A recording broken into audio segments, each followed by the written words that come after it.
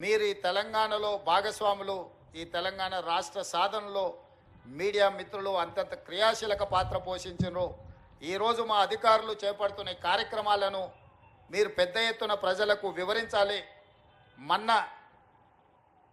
Megastar Chiranjeevi గారు drugs నియంత్రణలో తన వంతుగా ముందుకొచ్చి వారొక వీడియోని అద్భుతంగా తయారు చేసి మా డిపార్ట్మెంట్కి ఇచ్చిండ్రు. చిరంజీవి గారు లాంటి వాళ్ళు ముందుకొచ్చి తెలంగాణ ఈ దేశంలో ఉన్న యువత డ్రగ్స్ మహమ్మారిన పడితే జరగబోయే నష్టాన్ని వారే ముందుకొచ్చి ఒక అవేర్నెస్ ప్రోగ్రాంలో వారు భాగస్వాములు అయినందుకు, ఆ విజువల్స్ మా కోసం ఇచ్చినందుకు చిరంజీవి గారిని మనస్ఫూర్తిగా నేను అభినందిస్తున్నా. సినిమా ఇండస్ట్రీలో ఉండే ప్రముఖులకు కూడా నా సూచన, మీ కొత్త సినిమాలు రిలీజ్ అయినప్పుడు టికెట్ ధరలు పెంచుకోవడానికి జీవోల కోసం ప్రభుత్వాల దగ్గరకు వస్తున్నారు, కానీ సామాజిక సమస్య అయిన సైబర్ క్రైమ్, డ్రగ్స్ నియంత్రణలో మీరు మీ సామాజిక బాధ్యతను నెరవేర్చడం లేదు అని మా ప్రభుత్వం భావిస్తుంది. నేను మా అధికారులకు సూచన చేస్తున్నా, రేపు ఎవరైనా కొత్త సినిమా రిలీజ్ అవుతుంది, సినిమా ధరలు పెంచాలి అని ప్రభుత్వం దగ్గరికి అప్లికేషన్ వస్తే వాళ్ళు డ్రగ్స్ నియంత్రణ, సైబర్ క్రైమ్ నియంత్రణలో ఒక అద్భుతమైన వీడియో ఫుటేజ్ను ఆ సినిమాలో ఏ స్టార్స్ ఉన్నారో అదే స్టార్స్తో వాళ్ళు ఒక ప్రోగ్రాం మనకు చేసి ఇవ్వాలి. అది ప్రీ కండిషన్.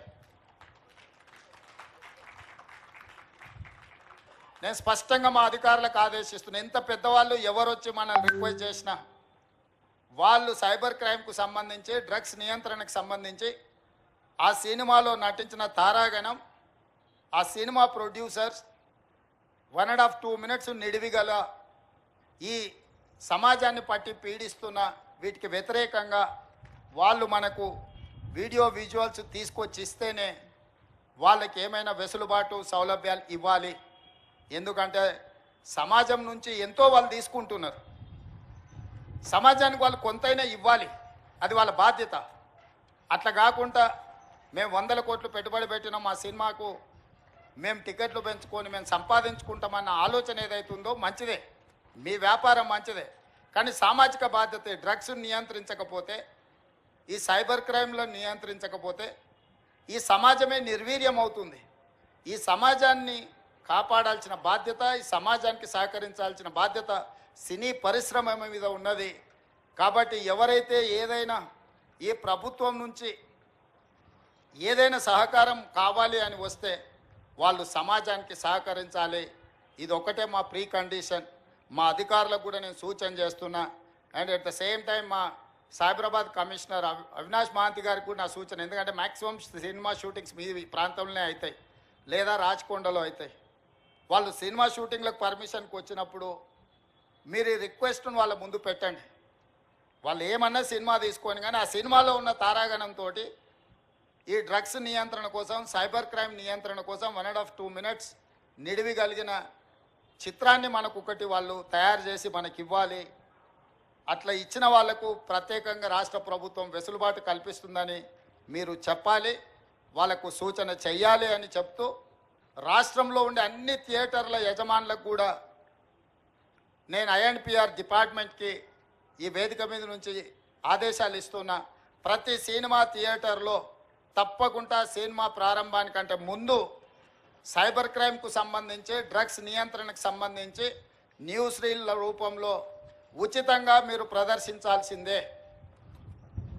అట్లా ప్రదర్శించిన థియేటర్లకే భవిష్యత్తులో అనుమతుల విషయంలో కానీ ఇతర విషయంలో కానీ ప్రభుత్వం సహకరిస్తుంది. నేను చిన్నగా ఉన్నప్పుడు ఎప్పుడు సినిమా థియేటర్కి వెళ్ళినా ప్రధానమంత్రులు, ముఖ్యమంత్రుల విదేశీ పర్యటనలు లేకపోతే తీసుకున్న గొప్ప కార్యక్రమాలకు సంబంధించిన వాటిని చూపించేది. ఇప్పుడు ఆ సామాజిక బాధ్యత నుంచి సినిమా పరిశ్రమ, సినిమా థియేటర్ల యజమానులు ముందుకు రావడం లేదు. వాళ్ళందరితో కూడా మీరు ఒక సమావేశాన్ని ఏర్పాటు చేసి INPR department, police department, fire safety department మీరు అందరు కలిసి థియేటర్ల యజమానులను, సినీ పరిశ్రమకు సంబంధించిన ప్రముఖులను పిలిపించి ఒక ప్రోగ్రాం ఏర్పాటు చేసి వాళ్ళతో చర్చించి మన ప్రభుత్వం యొక్క ప్రతిపాదనను వాళ్ళకి వివరించి తర్వాత వాళ్ళతో నాకు ఒక సమావేశాన్ని ఏర్పాటు చేయండి. మన ప్రభుత్వం యొక్క ఆలోచనను, విధానాన్ని వాళ్ళకి చెబుదాం, వాళ్ళ సహకారం తీసుకుందాం. వాళ్ళతో పాటు మా మీడియా మిత్రులకు కూడా మీరు కూడా అప్పుడప్పుడు మీ టీవీలల్లో మీ పేపర్లల్లో సోషల్ రెస్పాన్సిబిలిటీ కింద ఎట్లయితే కార్పొరేట్ కంపెనీలు సిఎస్ఆర్ ఫండ్స్ అభివృద్ధి కోసం ఇస్తుండ్రో సోషల్ రెస్పాన్సిబిలిటీ కింద మా టీవీ ఛానల్ మిత్రులను కూడా అప్పుడప్పుడు ఉచితంగా ఈ యాడ్స్ను మీరు ప్రదర్శించండి. ఎందుకంటే ఇది ఎవరి కోసమో కాదు, సమాజం కోసం సామాజిక బాధ్యతతోని మనం చేపడుతున్న బాధ్యత. మన కోసమే కాదు, మన పిల్లలు వాళ్ళ భవిష్యత్ తరాల కోసం మనం చేస్తున్న ఒక కార్యక్రమం.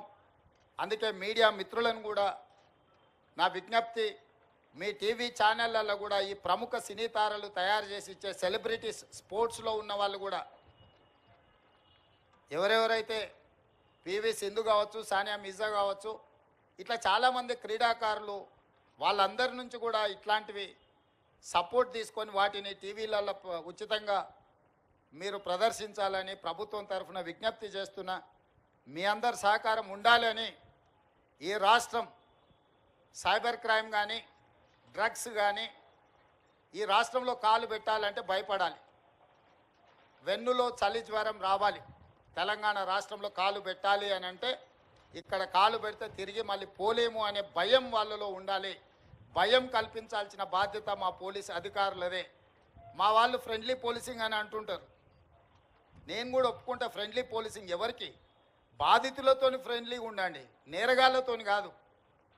ఫ్రెండ్లీ పోలీసింగ్ అనేది బాధితులు బాధతో పోలీస్ స్టేషన్కు ఫిర్యాదు చేసుకోవడానికి వచ్చినప్పుడు వాళ్లకు కొంత నమ్మకం కలిగించి వాళ్ళు ఏ సమస్య మీద వచ్చిండ్రో కూర్చోబెట్టి మాట్లాడి బాధితులతో మాత్రమే ఫ్రెండ్లీ పోలీసింగ్ ఉండాలి. ఫ్రెండ్లీ పోలీసింగ్ అనే నెపంతో నేరగాళ్ళతో కూడా మనం ఫ్రెండ్లీగా ఉండడం మొదలు పెడితే డిపార్ట్మెంట్ మీద ఉన్న నమ్మకం, విశ్వాసం సలగిల్లుతుంది. కాబట్టి ఫ్రెండ్లీ పోలీసింగ్లో కూడా మీరు ఈ రెండింటికి మధ్యలో ఉన్న వ్యత్యాసాన్ని గుర్తించి అధికారులు కూడా ముందుకు వెళ్ళాలి అని సూచన చేస్తూ మీ అందరి దగ్గర సెలవు తీసుకుంటున్న ధన్యవాదాలు మిత్రులారా.